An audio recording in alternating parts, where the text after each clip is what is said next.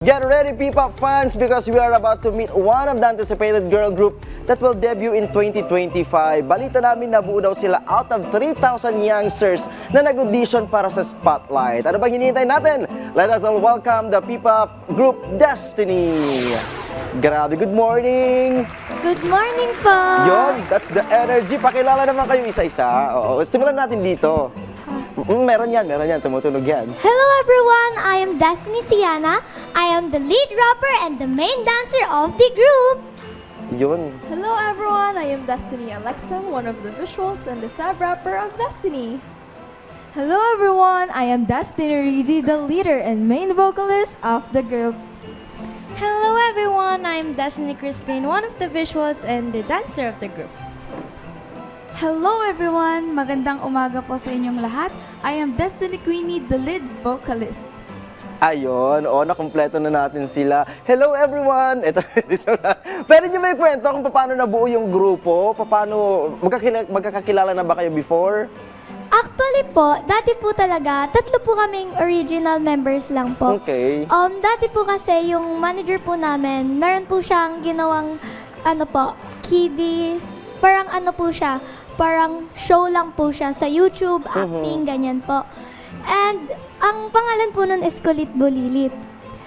And syempre po, hindi po habang buhay na tumatanda din po. I mean, hindi pa naman po kami tumatanda, pero syempre nadadagdagan po yung age namin. And nakita po ng manager po namin na may potential po kami. And ayun, kaya naisipan niya pong gumawa ng P-pop group, which is yung Destiny po. And nag-audition po sila ate, kaya nag-audition din naman po ako. Kaya I'm so happy po na naging part po kami dito. Dahil sa sobrang dami pong auditionist, nakuha po kami. Oo nga, balita ko, 3,000 yung nag-audition para makuha yung Spotlight. Pero eto, paano yung naging challenges doon sa training camp? Ano yung mga pinagdaanan ninyong mga nahirapan ba kayo? May point ba doon na parang, okay, sige, it's time for me to give up? May ganun ba? Ikaw? Siyempre yung mga challenges po, it was already given na parang prepared na po kami doon na mahihirapan kami, walang madali dito sa pinapasukan namin. And then meron po kasing mga risk na parang pwede kaming ma-eliminate if hindi namin nagawa yung best namin. So, we always strived for our best, and yung mga dance challenges po namin, mga performances namin, we were formed into different groups din po during our training time. Tapos, ng mga time na yun po, tinatry din po namin yung mga pakikipag-cooperate po sa isa't isa to see whoever fit in the best with each other. Ayun, I understand lahat ba kayo nag-aaral pa?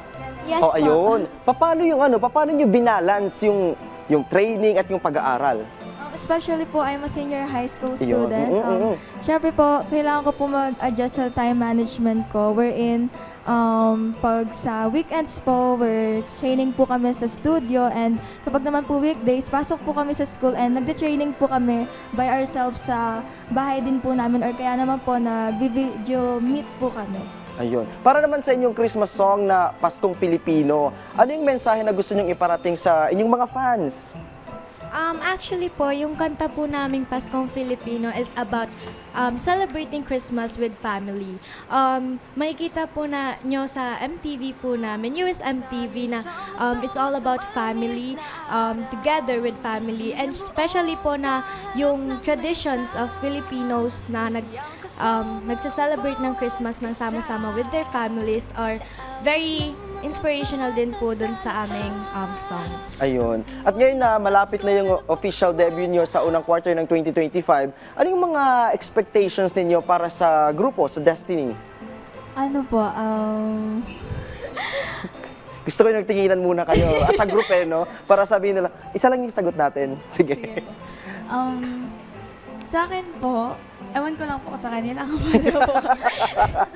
Sa akin po, like, yung kami, yung hindi po kami maghihiwa-hiwalay, like, mapoprove po namin sa lahat na kung ano po yung sinimula namin, 5 po kami. So, like, kung yun din po yung namin, yung tatapusin namin. Yung parang as a group talaga kayo Yes na po. mag-grow, Yung 5 po aabutin talaga. niyo yung tugatog ng tagumpay. Oo. Gusto niyo yun, tugatog? Pero ano ba yung mga social media pages ninyo kung saan kayo pwedeng i-follow ng mga, syempre may mga fans na kayo as early as now? Ang aming pong page ay Destiny Official at ang amin naman pong TikTok account ay Destiny_Official and syempre po ang aming YouTube account ay Destiny PH. Pwede po nilang i-follow kami doon para masubaybayan po nila yung journey namin. Ayun, oo, nabitin ako kanina kasi narinig ko na silang nag-rehearse. Anong meron sa dila ko ngayon? Well, thank you so much, Destiny, sa pagbisita at pakikipagkwentuhan sa amin. Wishing you all the luck and we are excited for you sa inyong debut sa 2025. And of course, before tayo maghiwalay, we want to see you perform your newest song. So ano pang hinihintay natin? Let's give it up for Destiny.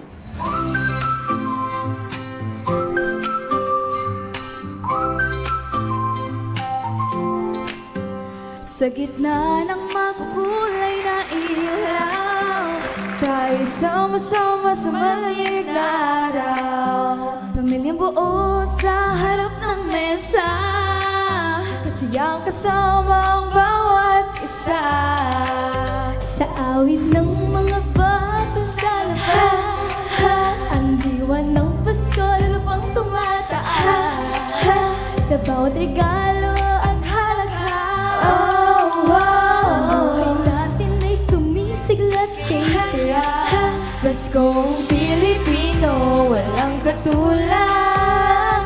Puno ng pagmamahal at galang. Sa bawat tahanan, may ngiting labis. Ang Pasko sa atin ay walang kaparis. Merry Christmas ng bawat isa. Happy ang feeling Pag tayo sama-sama. Merry Christmas po, Merry Christmas po. Oh, oh, oh, oh. Nandyan si Lola at nanonood ng TV. Si Lolo nagkikwento ng kanyang alaala. Mga magulang nagluluto ng handa. Mga kapatid naglalaro't nagtatawanan. Simoy ng hangin may dalang pag-asa. Mga alaalang hindi malilimutan. Kahit saan man tayo, dalhin ang tadhana. Ang Pasko sa puso'y di mawawala. Walang katulad, puno ng pagmamahal at galang. Sa bawat tahanan may ngiting labis. Ang Pasko sa atin ay walang kaparis. Merry ang Christmas ng bawat isa.